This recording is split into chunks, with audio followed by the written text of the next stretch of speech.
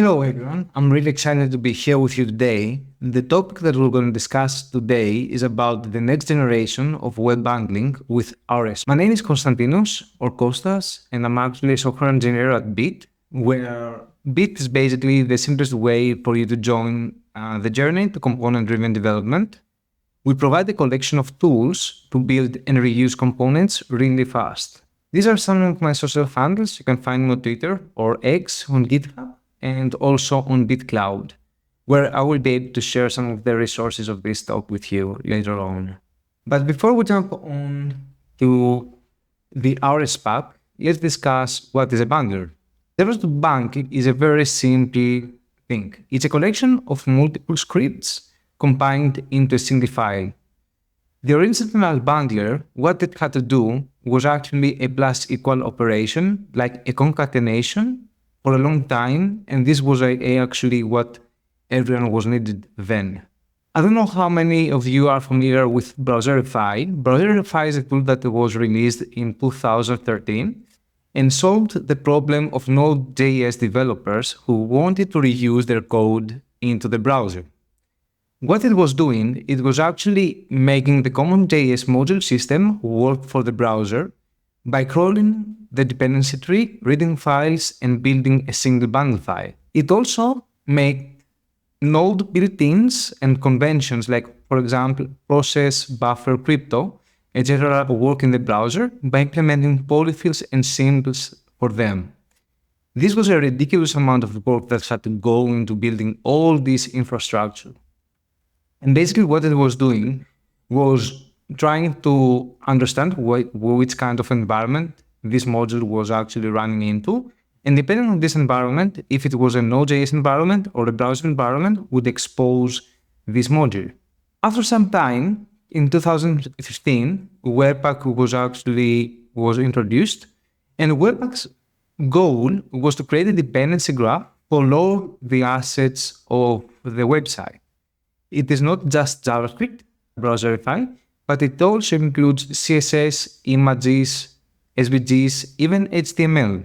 And what this enabled us to do was actually break some node conventions and introduce code like this, where we were actually able to require CSS files or SVG files into the JavaScript. And the reason Webpack did that was for a few different reasons.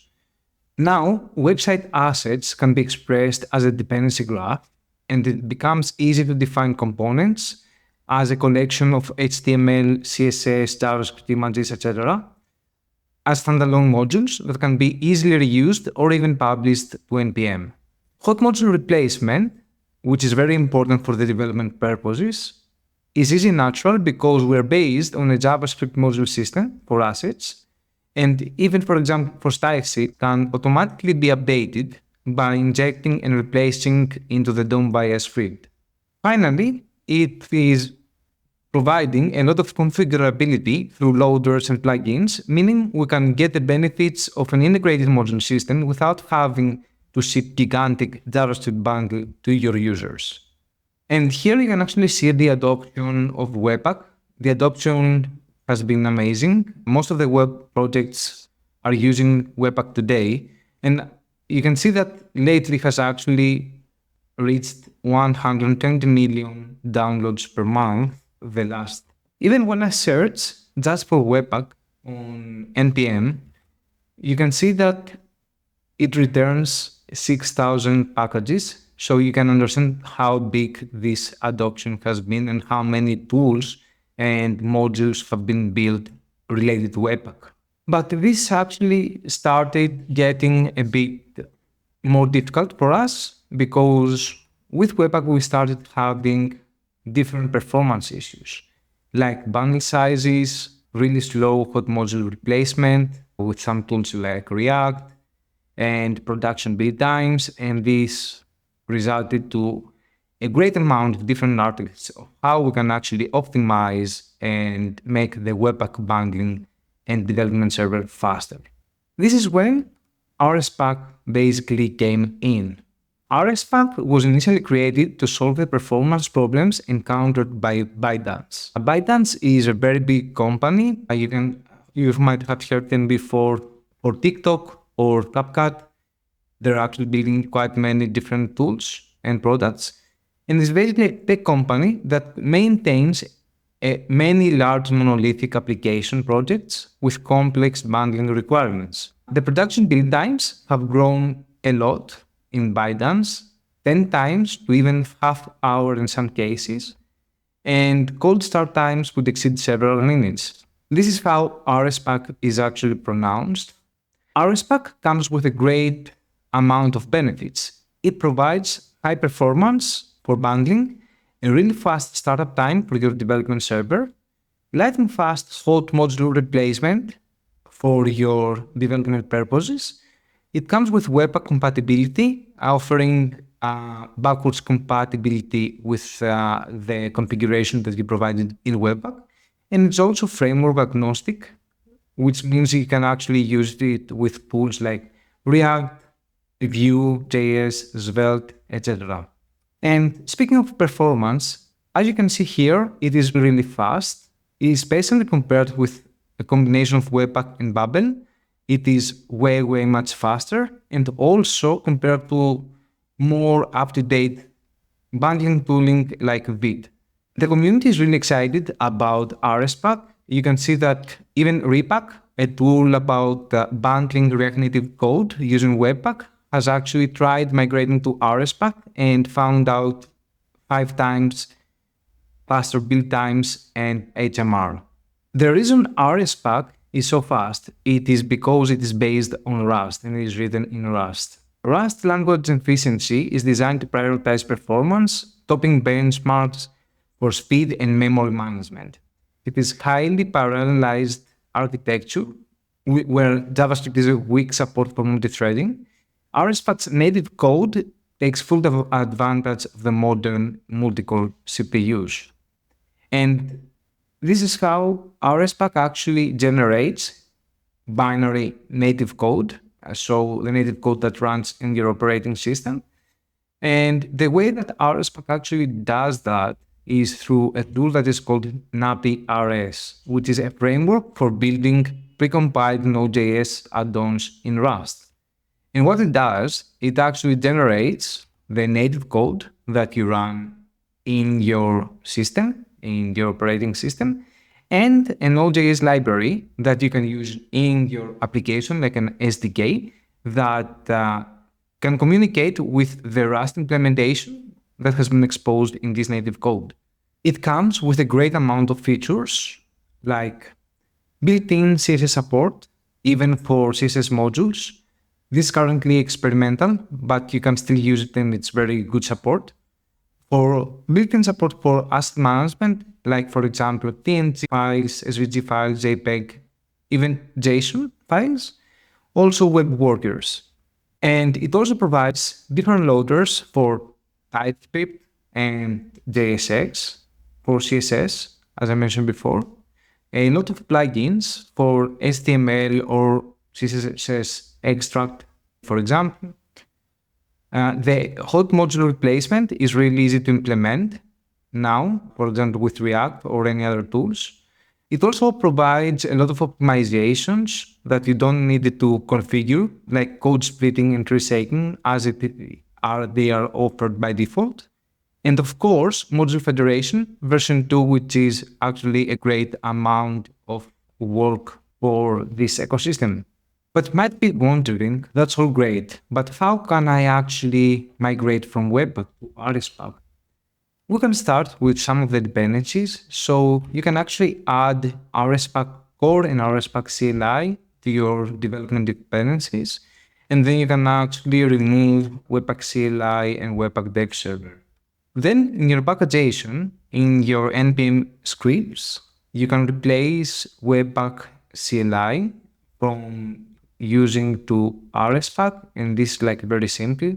You just change the command that you run, but you can actually use it with the same API and the configuration options. And finally, what you need to do is rename your Webpack Conf.js file to Rspack Conf.js. And I think that's all. This is the presentation for today. That's actually a joke, a very bad joke, sorry for that. But still, you can actually, this is enough for you to start using Rspack. And this is the magic of it, because it is very simple to do it, and you can start getting the performance benefits out of it very simply with this kind of migration.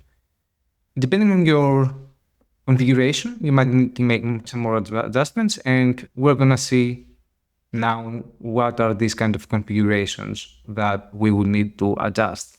First of all, loaders. Rspack loader runner is fully compatible with Webpack's loader functionality. It is supporting the vast majority of Webpack loaders, and that you can use your existing loaders without any changes. But in order to get the benefits of Rspack and the Rust implementation it comes with, you will need, for example, to change the bubble loader to built-in SWC loader. This is a loader that is written in Rust by Rspack team and is providing much better performance. And the way that you can do that, for example, is you might have such a Webpack configuration with a TSX and a JSX loader using Bubble and some presets depending on your file system. And then what you need to do is basically migrate that to using the built-in SWC loader that provides support for both TypeScript and JSX. And using a built-in SWC loader offers better performance, as I said, compared to the Bubble loader and the external SWC loader, as it avoids frequent communication between JavaScript and Rust. You will also need to change some of these loaders, like the file loader to the asset resource, the URL loader to asset inline, and the row loader to asset source. Asset resource converts an asset to a separate file and exports the URL address. The asset inline converts an asset to a data URI using base64 encoding. At the moment, no other codings are supported, but later on we might have more of them. And asset source converts and exports the asset file as a raw string. When we actually say about plugins, we mean built-in plugins and also community plugins. Rspack has implemented most of the Webpack's built-in plugins with the same name and configuration parameters, allowing for easy replacement, and also supports most of the Webpack community plugins and also offer alternative solutions for some currently unsupported ones. So for example, in Webpack configuration, if you're using defined plugin, you can actually migrate to Rspack 1 by changing the import and also changing the reference to Rspack 1. And this is very simple. Similarly, you might be using the HTML Webpack plugin, which is a way for you to integrate HTML into your Webpack configuration. This plugin is supported in Rspack as well, but if you want to get the benefits of the Rust-based implementation of the same plugin, you can actually reference to the Rspack implementation of it. This is implemented in Rust, and its build performance is significantly better than HTML Webpack plugin. There's some differences between those two plugins, just to be aware, but for the majority of the purposes, will fit your needs. Rspack team has done a great job in documenting all these available plugins that you can use with Rspack, and you can find them in this page over here in the documentation. But like any migration, there are some caveats, and these are related mostly to SCSS modules. I don't know if you're familiar with this error, this warning. This is basically happening when the default export is not available when you import a module. This is usually happening in a React project. For example, when you import the styles from your CSS module like this, and then you're able to provide the class names to your JSX elements like this. So by default, this is going to be the error that you're going to be facing. This is the warning. This warning is there because the compilation will still be successful, But when you run the application in your browser, you will actually see the application without any styles applied. And what you would need to do in order to change that is actually change your source code from importing the default export to import everything as an alias of styles. But as I'm not fan of basically changing your source code because you're basically migrating to a new tool from Webpack to Rspack, I would prefer to do that with the tool itself. The way that you can do that is by enabling the built-in support of CSS, which is still experimental in Rspack. And this is actually how you can enable and try out some experimental features in Rspack with experiments object. Once enabled, Rspack will enable native support and CSS-related parsers and generator options. Then you will be able to define this kind of configuration for the generator and parser by disabling the named exports when you parse the CSS-related files, and also by disabling the ES modules for this reason. Then you will be able to define your loaders for SCSS files by using the SAS loader, which is not built-in supported in Rspack. So you will still need to define this kind of loader. And you will need to define the type CSS auto, which helps understand that these files can actually be either CSS or CSS modules, and it can actually decide which of them how it should handle its case. Then you can change your CSS loader to just type CSS, and Rspack will take care of loading your CSS files in your code base. And since you're actually now have the built-in support, you can actually entirely remove the CSS loader for that purpose. This behavior I would like to see be supported by default, and this is something I have raised with our Rspack team before, and I would be very happy for you if you're able to support this kind of approach, because it could be really important for us to be able to use CSS modules without the need to do all this extra configuration in Rspack. And with Bit, we basically have helped a lot of customers migrate to Rspack already. We have seen at least 3 times faster build times, if not 5 in some cases. And basically the way that we've done that is with a tool that is called Configimitator, which helps you migrate to Rspack much easier. You can imagine that usually this is a configuration that you would need with Rspack, for example. But what if instead of all this configuration, you were able to write something simpler, just like this, which is by importing the Rspack configimitator, then you can actually initialize this mutator and can start creating your own configuration with a much more descriptive language, like setting the mode to development, adding the CSS, the TypeScript support, and even React support if needed by providing this extra parameter, adding the CSS modules without the need to know the internals of how Rspack is actually working under the hood, and also providing SCSS support without the need to configure the generators, the parser, or everything like that. And what is the benefit of this tool? It can even use your own configuration, the configuration that you already provided, your own custom configuration, and update it based on your needs. For example, by adding the TypeScript support, which React or not, or CSS modules, and everything like that. And you can actually find this Configimitator, this tool. It is documented on BitCloud. This is a link where you can actually find out and learn more about how you can actually start using this tool, how you can start migrating using this tool. And this is basically the way that we have helped a lot of customers migrate to Rspack already.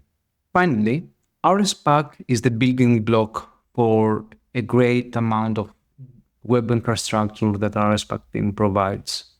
On top of Rspack, we have RSbuild, RSpress, RSDoctor, and RSLead, which are a few different tools for different purposes. RSbuild is a tool that provides an out-of-the-box setup for development purposes. Rspress is a static site generation tool.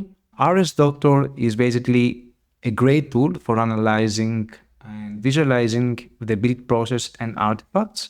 And RSLead is a build tool mostly targeting to lib authors.